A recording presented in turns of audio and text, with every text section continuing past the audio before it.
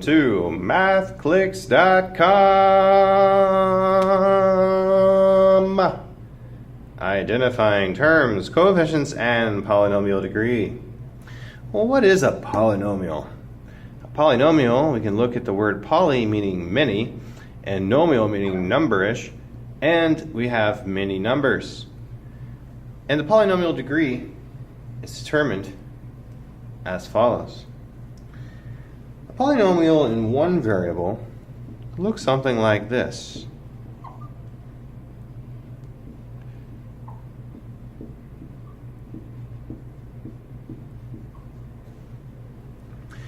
Here we have many numbers attached together with plus signs and negative signs.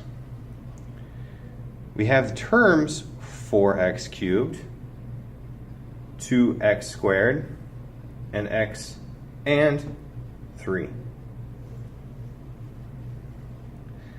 We could also have many more, like 5x quadded, quadded, and so on this way, and even have a 0 or whatever, however many coefficients that way. Of course, you would lump those coefficients into one thing. You could add them all together.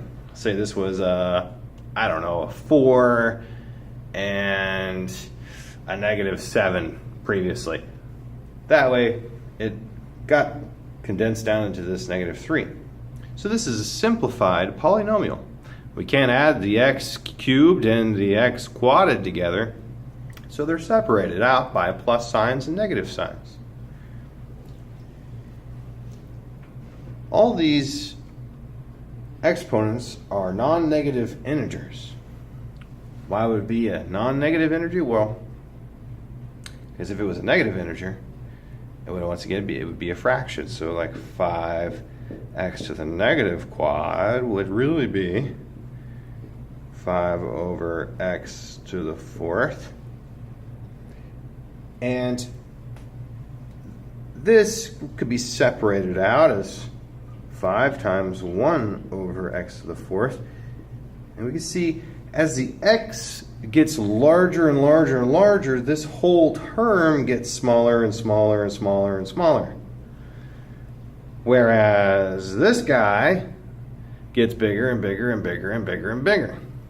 If we input 1,000,000 as our x variable, this would just be 1,000,000. This would be 1,000,000 squared. Okay, a little bit bigger. 1,000,000 cubed. Ooh. But 1,000,000 quadded is my big.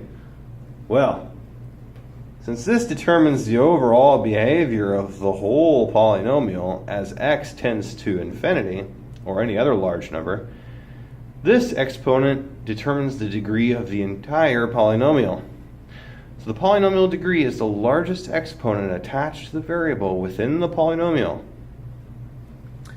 The terms 5x quadded, 4x cubed, and so on are separated out by the positive and negative signs, and the coefficients are the numbers that are attached in front of the variables.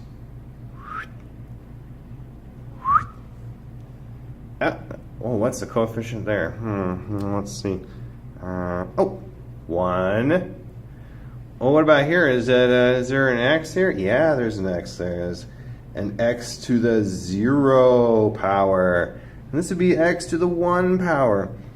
So, you notice that, we descended from the highest exponent to the lowest exponent.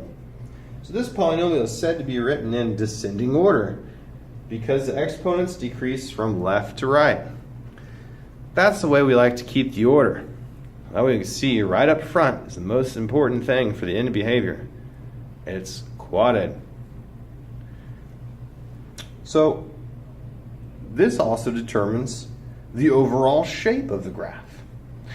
You know probably already that a parabola looks like this because it's squared. A line looks like that because it's just 1. And a cube might look like that in the end. Well, quad would have some junk in the middle, but overall it would go back to either tending to a negative infinity in the y direction on both ends, or positive infinity, like so. It could go down on either end or up on either end. And that's determined by that degree right there. But we'll talk about end behavior in a little while. Well, that's it for now. And that's how you can identify the parts of a polynomial: the terms, the coefficients, and the degree.